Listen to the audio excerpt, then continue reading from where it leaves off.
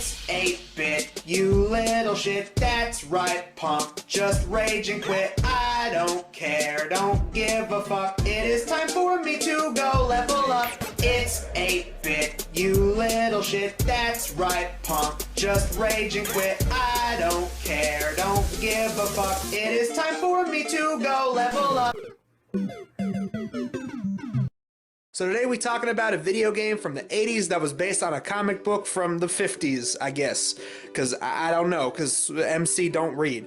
But today we're looking at the video game based on Dick Cheney. Let's go. So the game begins with Bob Hoskins and Elijah Labbit trying to run around and solve mysteries about who murdered or stole some shit. The people you gotta go up against are some real mean mugging people. You know, you gotta go up against David Byrne and Steve the Trump. Is that what that says? Steve the Trump? Wait a minute. Steve the Tramp. I'm sorry. I can't read. And I'm thinking, okay, maybe this would be like, you know, one of them Max Payne games or whatever. You know, you're a cop on the edge trying to stop some criminal badasses.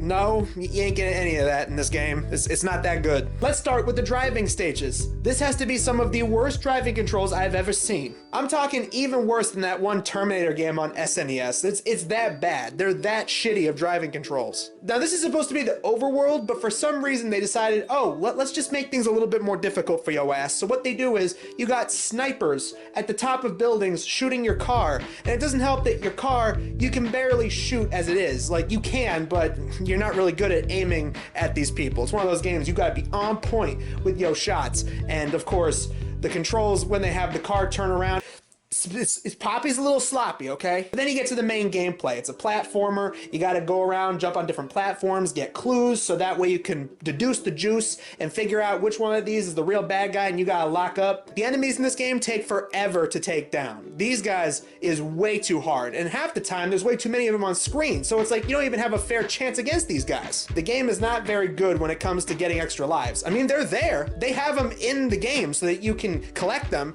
but they hide them in some of the most out of reach, some of the hardest to find areas, and you're gonna be dying more often than not. Same thing with the clues. They put them in really weird platforms. Sometimes you gotta go all the way back into earlier in the stage, get on a platform that you can climb up to, and then get to it. Other times you're just gonna be jumping off your ass just so that way you can actually get the clue at pure random. I just can't believe it, man. I played Mario and a bunch of other classic NES platformers all my life, and I don't know how is it that they keep making these really shit platformers on the NES. How is it that this company made some of the best platformers in the 80s and you somehow let shit like this fly? And the murder mystery angle ain't even cool. It's like, okay, you just need 2 clues to figure out, hey, it might be this guy. And then when you get him arrested, the game fucking punishes you and says, oh, that's not enough clues. You gotta get all 5 clues to figure out who it really is. I guess there's only one thing that needs to be said about this game.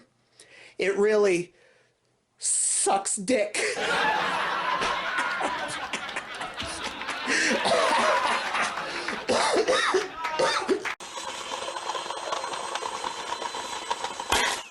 Oh, and Dick Cheney, too.